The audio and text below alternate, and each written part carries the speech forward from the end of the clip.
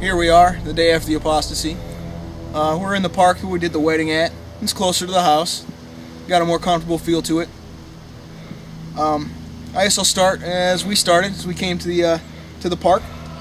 Thanks to Kelly Montgomery for letting us use his truck to bring the cross there. We had to cross the bridge in order to get to the spot.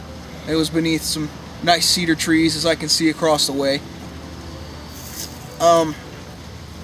In preparation for it, I can't really remember too much. I think the females set the table up, Jamie and Kelsey.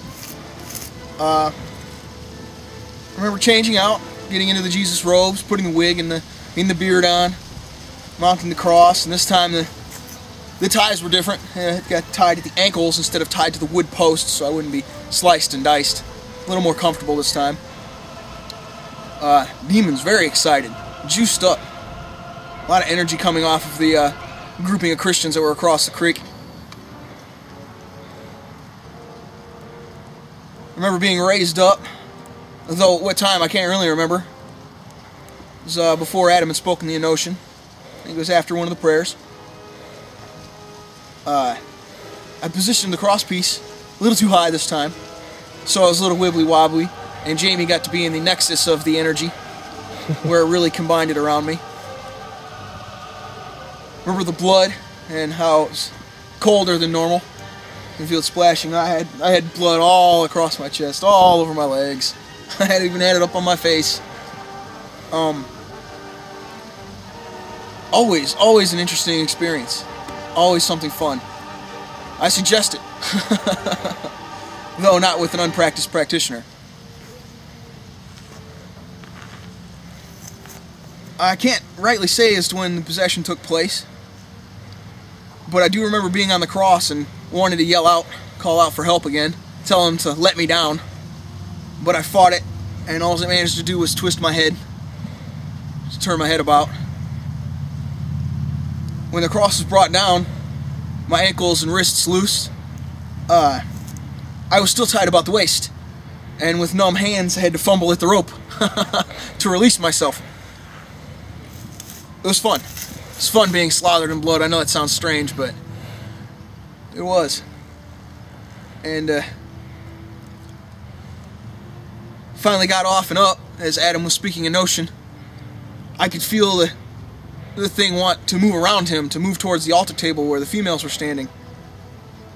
It's not so much that I fought the urge that Adam would step in front of me as I started to feel it, wielding his athame, putting me back in place.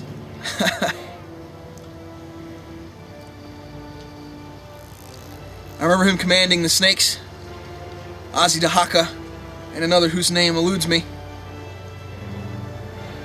commanding them into my gut and forcing me to the ground. It gripped the dirt and the rocks around, trying to find some sort of purchase somewhere. Why, I don't know.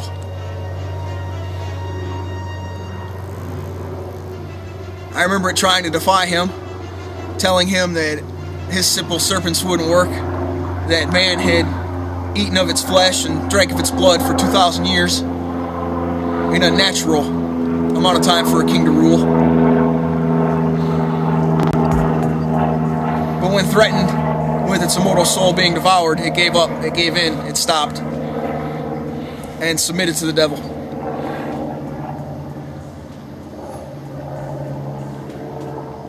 It still tried to struggle, though it was useless after damning itself. I remember being pinned to the cross, anathema at my neck. I really must have been kicking at the ground because I have scrapes on my feet and on my toes from rocks and tiny bits of beer bottles. Not so much rope burn this time, not so many cuts. I can still feel the thing, although I'm none worse for wear. I remember getting off the cross and Adam helped me make it all the way to the bathrooms again to change. I was trembling and I couldn't control it, although I couldn't really feel the cold. Cold wasn't really affecting me. Hands and feet numb, but in a different way, in a different sense, like I was out of place in my own form. All in all, it was a great experience. something I'll savor, something I plan to do to my own Herbad when the time comes. But I was able to drive. I was able to take the car home, or the truck home to Kelly's. And again, thanks. But I really don't have any more thoughts on it right now. Maybe we'll speak again after the exorcism. I guess this will be my diatribe of last night. It's very hard to explain how one switches mentally, spiritually, leading a ritual. How very easily I slip into, what do you call, a different type of creature, a different type of animal.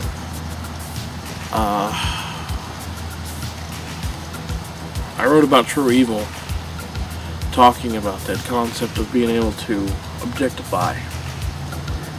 And when I get into that status where I'm running a ritual, especially one like that, such a violent ritual,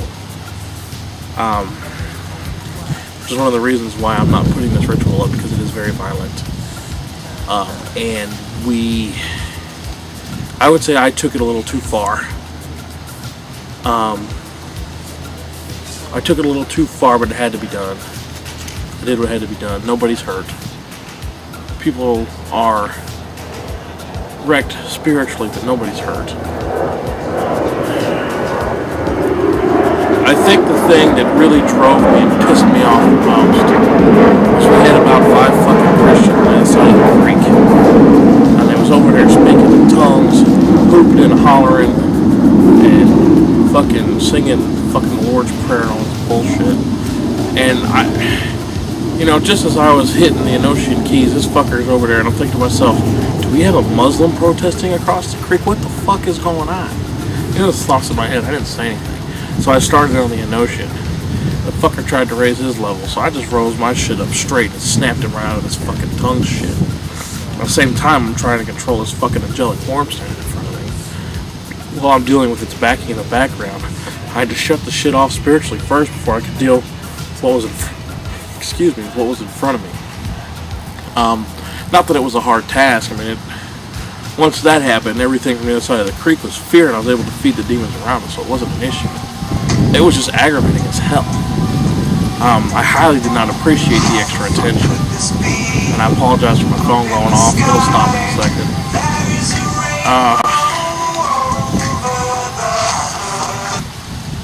We did it outdoors.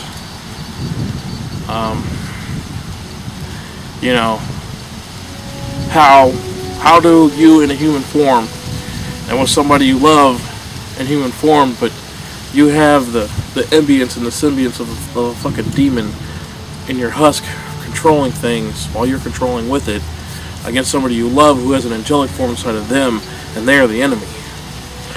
You have to objectify to a point in order to get the enemy's attention. And at the end, Jeremy was being held down by an athame at his throat. Life was circumcised. It was not the circumcised at his throat. It honestly takes some physical intervention to get the thing to submit. I'm not gonna lie, but Jeremy's not hurt because of it. On that, obviously, I had to get him to choke a lot of it out, spit some of it out, before I could even get him off the ground. We got home, we got dressed, we got everybody situated. Everything went fine from there. We looked at the video and pretty much decided that we weren't going to make it public for us, in case somebody wanted to come back and say that there was a battery or assault and battery with a deadly weapon or something to that effect. And we don't want to take that kind of a legal chance. And it'll remain in the church's archives, and maybe one day we'll release it, but at this point, no. It's not going to be released. And it's also been with personal conversations I've had with people and private messages Kelsey's had and Jeremy's had with people. Y'all are getting dependent on my videos, and I'm not a drug. My church is not a drug. It's to free people, it's not to entrap people. So, for the safety of the members of the church, for the safety of the church, and for the fact that I'm not a fucking drug, I'm not going to release this video. Beyond that, that's about all I really have to say. We'll have Kelsey and Jamie interview as well. Thank you. So it's my turn to talk about last night. As I remember, Jamie and I set up the table, and it was starting to get kind of dark. It was nice. The moon was coming out, and then everything was cool. We got everything set up, took some pictures, and got the music going. The Adam started talking, and like all the time, even outside, every outdoor ritual we've done, things are already there. Just come to him. The energy builds up as if we're in the back room, and everything's going good. And sometimes stuff happens that just doesn't need to be seen. And when Adam walked over to Jeremy, you know, everything was good, and things started to get kind of hairy, and I was like, okay, I stayed back, and all I remember is that guy chanting, and I don't know what he was chanting, but he kept getting louder. Adam got louder. Jeremy started lashing out. The next thing I see Adam on top of Jeremy on the ground, and then I move over a little bit, and I thought everything was okay, but then I saw the knife on Jeremy, and it was that's when I realized shit was real. I know that things that that come around us can be the older ones can be pretty strong, but what was in Jeremy at the Civic Center, it was kind of laughable. But this was different. I think what happened is it freaked out and started lashing out at Adam, trying to grab at Adam, and that's the only thing I can think of that happened. Best description, because there was a brief struggle, and next thing I know, like I said, Adam was on top of Jeremy, and I don't know, everything's okay now, and everyone's fine, but other than Jeremy has some surface scratches, but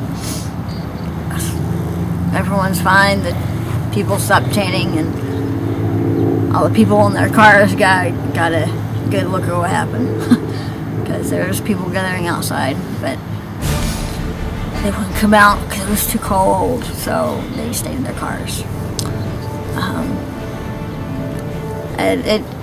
It is hard. I've had things before start taking over, and it's just an indescribable feeling. It's kind of scary, and then there have been times where we haven't recorded anything, and Adam's had to bring me out too, so I understand about what he went through, but whatever's in him, that will come out soon. I can guarantee you.